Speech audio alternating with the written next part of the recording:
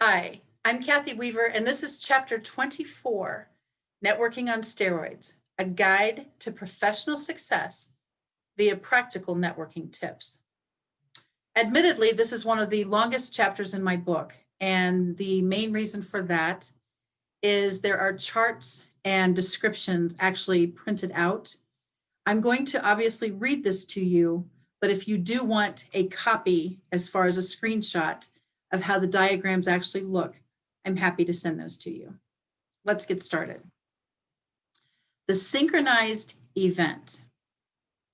We have talked about the perfect name badge, the great logo, an awesome business card, and the locations and days of the week for meetings, plus the types of networking events to attend. Now, what happens if you're invited to a speed networking event? This is an opportunity to meet many people in a one-on-one format very quickly. I will tell you the way I have conducted some of these events myself, and of course, there are many variations.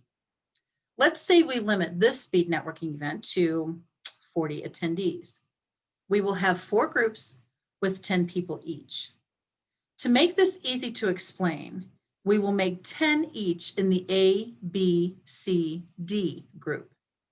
Each letter will have time at the beginning to network amongst themselves. Perhaps this will be a luncheon meeting, so each letter will be dining with others of its own letter as the event begins.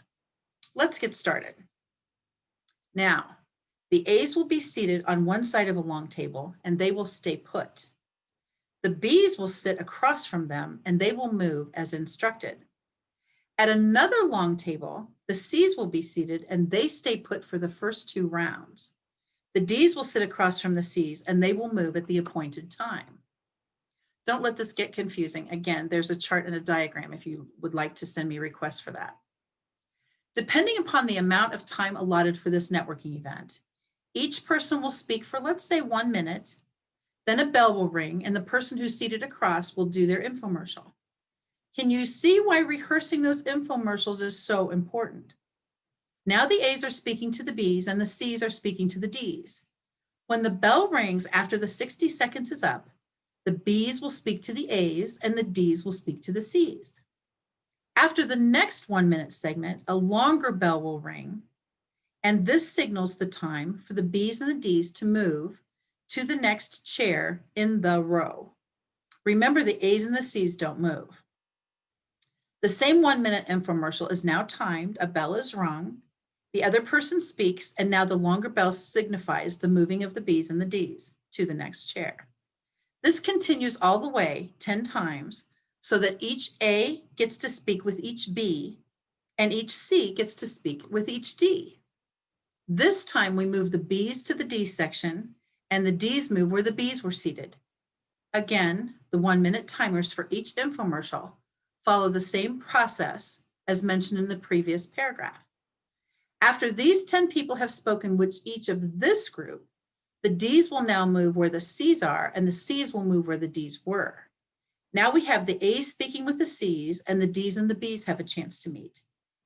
As you can see, this is a very organized way to have 40 people meet each other in a very quick manner. This is the perfect time to offer business cards, brochures, special offers, catalogs, monthly specials, and a request for what type of customer or team member you may be looking for. Yes, a minute goes by very fast, but you will get your infomercial down to a minute if you practice. These minutes can be very effective once you have actually written down exactly what you want to say to be the most concise in your short amount of time. Speed networking events can be very fun and effective if run correctly, but on the flip side, some I have attended have been run like 3-ring circuses. The circus version is not really conducive to recommend that follow-up phone call or email since the atmosphere in the room was less than businesslike. But again, what you do with this bag of business cards and brochures is certainly up to you. Here are the few tips I have learned over the years if you're talking and taking on the task of organizing your own speed networking event. Number 1, bring name badges. Not everyone will have read this book. Your attendees will be more at ease if they aren't trying to remember a name instead of actively listening to the other person's infomercial. Number 2, Offer pens and pads of paper so each person can take notes about the persons they meet. Number 3, make available a bag for each attendee to keep collected items in, as well as the ones they'll receive from those they meet during each infomercial. Make the event into a great sponsorship opportunity is the 4th idea. A sponsorship opportunity? A very great networker I know is a cookie lady. She owned a business with Cookie by Design fame. She actually brought cookies with her logo on to for each event, for each attendee, for each event she ever did with Chambers of Commerce. She wrapped them in cellophane, tied them with a ribbon, had her wonderful business card attached, and she took these everywhere with her, basically as her calling card.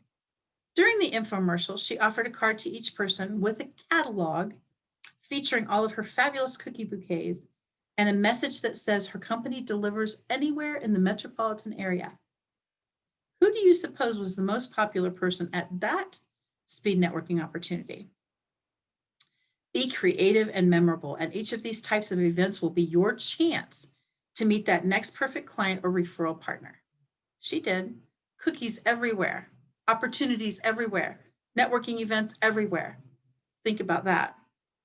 Depending upon the time frame, the location, the organizer, what types of businesses are involved, speed networking events can offer door prizes too. We have discussed the purpose of door prizes in previous chapters, but suffice it to say, if the event allows and requests door prizes, get your name on something wonderful and donate a door prize to that meeting. Now, for the follow-up from your speed networking event. After you have collected 39 other business cards, now you need to go to work. Whether you choose email or phone calls for your follow-up, this is up to you and your business model. Be sure to say how much you enjoyed meeting that person and you were impressed with the business card you received, especially the cookie, but you would like to have had a chance to get to know more about their product or service or where else they go for networking. This is a great time to remember that everyone loves to talk about themselves, and they will certainly acknowledge the fact that you were quick to do the follow-up phone call or email message. Will this be the time you schedule a one-on-one meeting? Or will this be the time that you want to sign them up for your monthly or weekly annual newsletter? You decide what point you want to make with this person, especially if you think they would be good referral partners. Dare to say here that not every product or service will be a great fit for what you do, but everyone knows someone who may be able to help this other person out. Be willing to be that referral partner, and you will be known as the connector in your area. Stay tuned for chapter 25.